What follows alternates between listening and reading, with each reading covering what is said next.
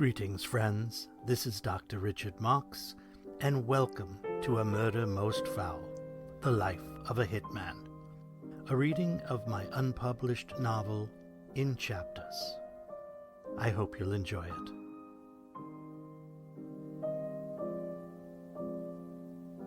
Chapter 30. Then, Happiness is Hard to Take. I was a bit dazed as I started to wake. I looked at the clock, 3:38 p.m., 15:38, geez! I slept the day away, and thought to myself, I never sleep more than 2 hours at a time. I could hear the shower running. I assumed it was Gabriella. I had no desire to get up, so I just lay in bed, thinking of this strange turn in my life. The shower shut off, and a quarter hour later, the goddess came strolling out of the bathroom, with a white towel looking like a turban on her head. Now you really do look like an Indian, but a dot, not a feather. And with a terrible Indian accent I said, Most unworthy we look upon the goddess of the Ganges, the beauty of Bombay, the incarnate of all that is perfection, the Rajkumari Gabriella Azura. You really are a silver-tongued devil, she laughed, and I caught her wrist and pulled her in for a kiss, and another, and another. Let me demonstrate the silver-tongue technique. I laughed as I slid down between her smooth, dark auburn thighs, tasting the beautiful flower.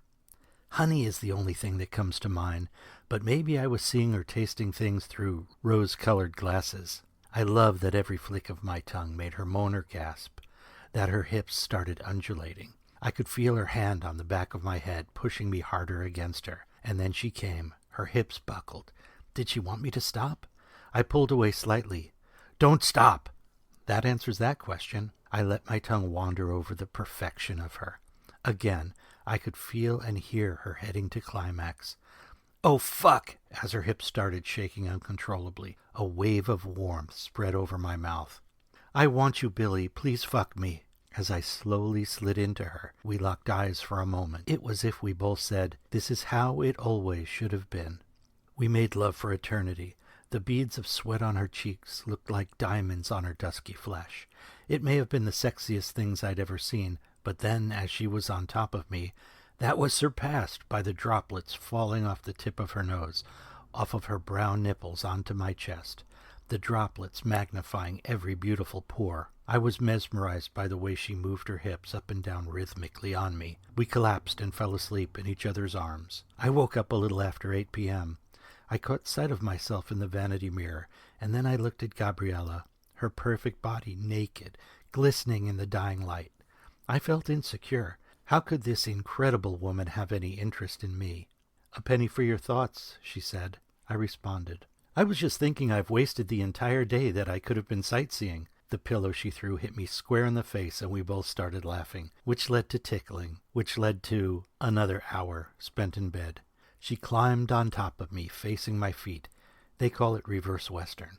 The vision of her back muscles, the dimples above each of her perfectly round brawn ass cheeks, and me, slowly sliding in and out of her, was exactly what I imagined heaven to look like. I licked my thumb and gently ran it over her beautiful asshole. She sounded like she was enjoying herself, as she began screaming and coming over and over. Then, exhausted, she laid back on top of me, her beautiful back on my chest, her hair draped around my face, her legs on either side of mine, with me still inside her. I could feel the heat and the pulse of her at every point where our bodies touched. I wrapped my arms around her and thought about the first time we shared a bed, 16 years ago. She was broken, and I held her all night long. I was embarrassed by my erection that night, but I knew my duty was to Gabby and not to my own desires. I realized that I fell in love that night. As her breathing finally slowed, she spoke. Do you know what I was thinking about? She said. I was thinking about the night I came into your room after Kraus and his sick friends got me drunk and did such evil things to me. You held me all night long and didn't try anything. I fell in love with you that night. I was in so much pain. They hurt me so bad. I wanted to make love to you all night, but I couldn't, even though I felt your hard little winky brushing against me all night, she giggled. Oh shit, I remember. I thought you were asleep. I was hard as a rock the whole night. I'm so embarrassed. But little winky?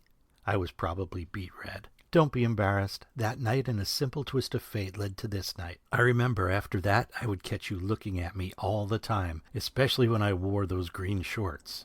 They call them hot pants now. Or the blue bikini Mr. Krause bought for me, remember?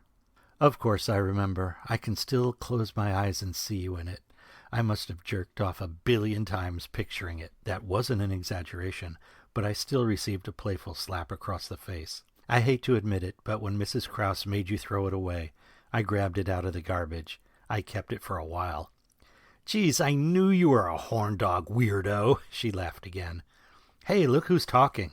You were staring at my feet the whole time just now. You're a foot freak, like some weird podiatrist. You're a podiophile, I accused. We both laughed, and Gabs replied, Hey, I was in ecstasy. I couldn't have opened my eyes. Besides, you have beautiful feet. Now I knew she was mocking me, and I loved it.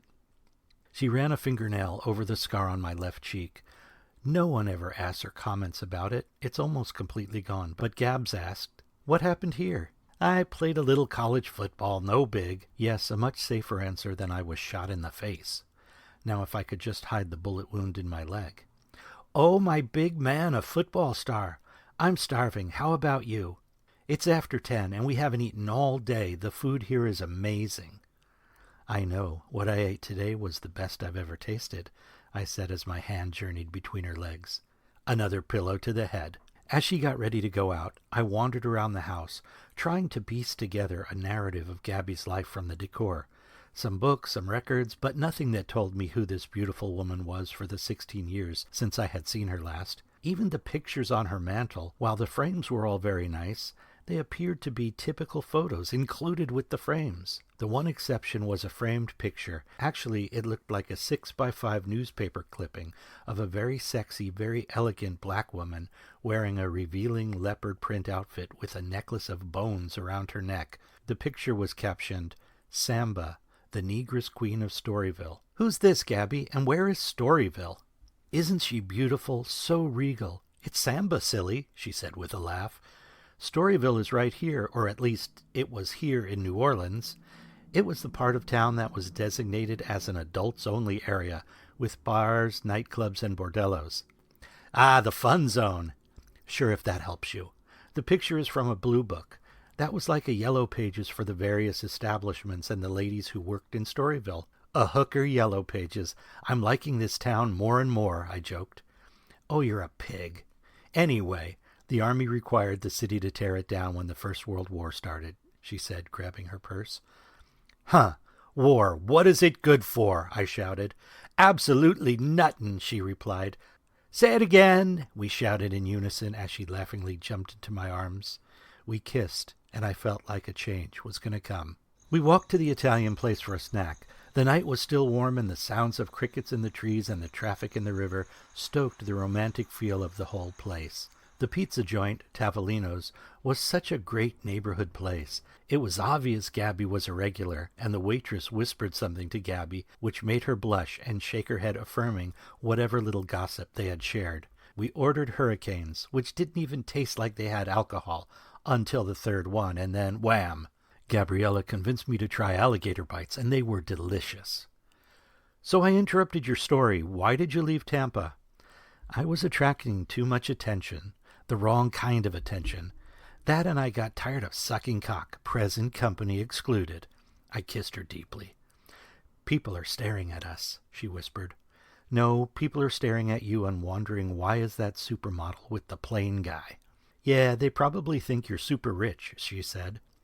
Or that I'm an amazing lover with an enormous Schwanzstücker, I retorted. I bet they think you're rich. We both laughed, and I pulled a face like I was hurt by her penile insult. As we laughed, we locked eyes. She stopped laughing. Billy, would you believe in a love at first sight? She asked. While I didn't consider myself up on the latest, I knew the prescribed answer. Yes, I'm certain that it happens all the time. Billy, I'm pretty sure I'm falling in love with you. I was positive I was falling in love with her, but I played it cool. Gabs, it's only been 24 hours.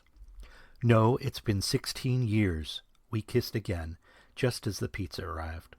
The waitress made a uh-huh noise, and Gabby laughingly said, "Tomorrow I'm going to give you the grand tour of the Crescent City and the Vauqueray. We'll end with a dinner at my favorite restaurant. It's a date." Walking back to her place over the horrible sidewalks, with the full moon lighting our way and casting a blue glow of the ornate but not wealthy shotgun houses, I imagined a future.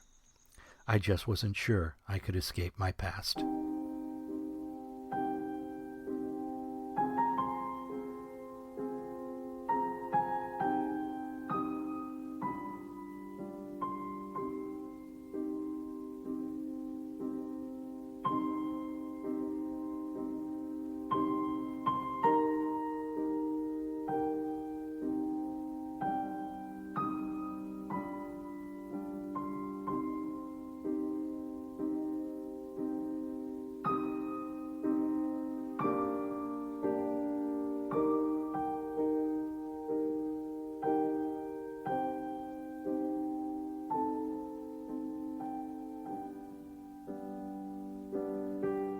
Thank you for listening to A Murder Most Foul, The Life of a Hitman, copyright 2025, as read by me, the author, Dr. Richard Marks. A new chapter will be posted each week. A Murder Most Foul is produced and recorded at Batavia Studios in Jakarta. This podcast and A Murder Most Foul, The Life of a Hitman are solely works of fiction, and any similarities to persons living or dead are merely coincidental. The music used in this podcast is the second movement of Franz Schubert's Piano Trio in E-flat, Opus 100. If you have any questions, comments, or suggestions, please feel free to email me at drrichardmarks@gmail.com. That's drrichardmarcs@gmail.com. If you enjoy the show, please like and subscribe to the podcast and tell a friend. Thank you, and until next week, be more than you seem.